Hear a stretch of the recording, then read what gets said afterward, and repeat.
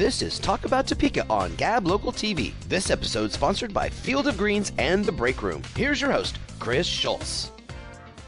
All right, well, we're here in our studio, and of course, one of the things we like to do here on Gab Local TV with Talk About Topeka is keep you in your homes informed of some really interesting things that are going on in the community. And on this segment, we have some very interesting things going on. One is very exciting, and two is something that we're not excited about, but we want to get the word out about.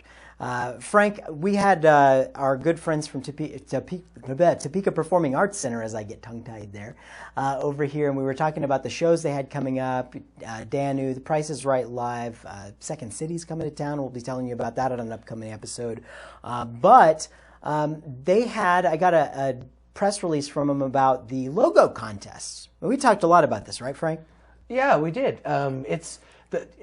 First of all, I'm super impressed by how much stuff Topeka Performing Arts Center is doing. Mm-hmm. And the fact that they're doing a logo contest now, this is pretty cool. I can't wait. It is pretty cool. 25 years that they've been in business at the new place ever since it made the change. We've got some information. I'm going to put some information up on the screen. I'll read you what they had for their press release here. The Topeka Performing Arts Center will celebrate 25 years since the grand transformation from the municipal auditorium into the glorious theater it is today in March of 2016. To celebrate this momentous occasion, Topeka Performing Arts Center is having individuals, professionals, and students submit their logo designs for TPAC to use during the upcoming Silver Anniversary season that will begin in the fall. The object of this contest is to design a logo for the Topeka Performing Arts Center's 25th anniversary. Prizes for the winning design include $200 cash and season tickets to the 2016-17 performances. Megan Yowsey, their director of marketing, said, "Our community has amazing students, individuals, and professionals with extreme talent. We want to take an opportunity we can admire and honor. We want to take any opportunity we can to admire and honor those people and offer them a chance to showcase their talents." So this is very, very exciting. That's very cool. That's good news. So get out there and make your submissions. You can submit them over to Megan at TPAC. February 26th is the deadline to do that. Now, we're getting to the next serious bit of business, which, I saw it in my Facebook feed, and I almost couldn't believe it. And it made me immediately think that we need to get this information out to people because we like to speak for people who don't have a loud enough voice to make change. We want to be able to do that. And one group of people, dogs. We can't, dogs can't speak for themselves, so it's very important that we help them out in the situation that they're in. There was a press release that came out from the city of Topeka. We'll put that on the screen. I'll read that to you as we go here. The Topeka Police Department has received reports of possible organized dogfighting occurring in southeast Topeka. These activities are often conducted in clandestine locations among close social networks, making it difficult to get the evidence necessary for prosecution. Reports of dogfighting have been received in the past and investigated. Although animal fights exist in many cultures around the world and in many forms, such fights are illegal in America. Gambling associated with this type of criminal activity is also illegal. This is a cruel and destructive crime with a concentric impact on society. Profits from animal fight gambling support criminal lifestyles that decrease quality of life for law-abiding citizens. These fights can result in serious injury and even death of the animals involved. When the animals are no longer able to fight, they are killed or discarded due to their inability to produce a profit.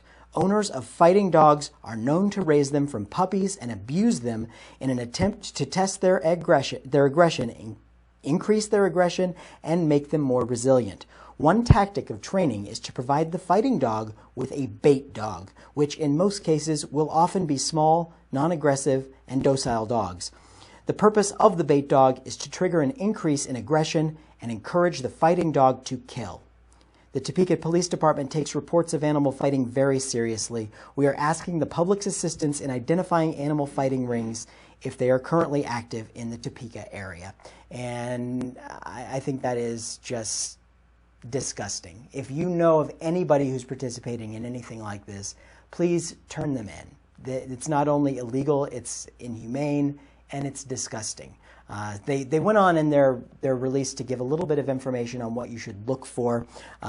With regard to dog fighting specifically, please be aware of the following visual indicators: tethering with a heavy chain, often secured with a padlock; multiple dogs that seem aggressive, unsocialized, and appear to be unneutered; treadmills, often homemade, for conditioning the dogs; sticks with blood stains. Breaking sticks are used to pry mouths open to break up a fight; animal injuries, old and new, especially around the face and on the legs; ears cropped low or mangled; suspended rawhide, knotted ropes, tires, or other material used to strengthen the jaws and neck as the dog attacks and hangs from them; unusual dog medications, especially steroids.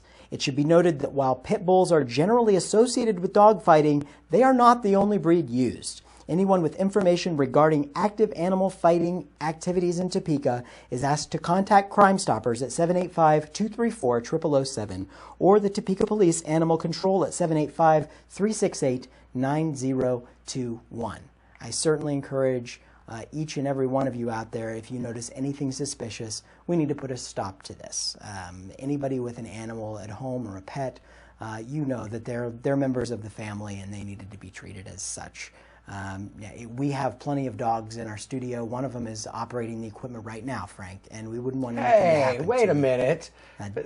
Nice segue into, lighten it up a little bit. I know we're trying to lighten it up just a little bit, but seriously, this is a very serious issue. We wanted to put that out there because it's not okay. It's not acceptable. And do something about it if you see it. Be active in your community and make our community safer for everyone, including our four-legged friends. So we have more show coming up for you. Don't go away right after this.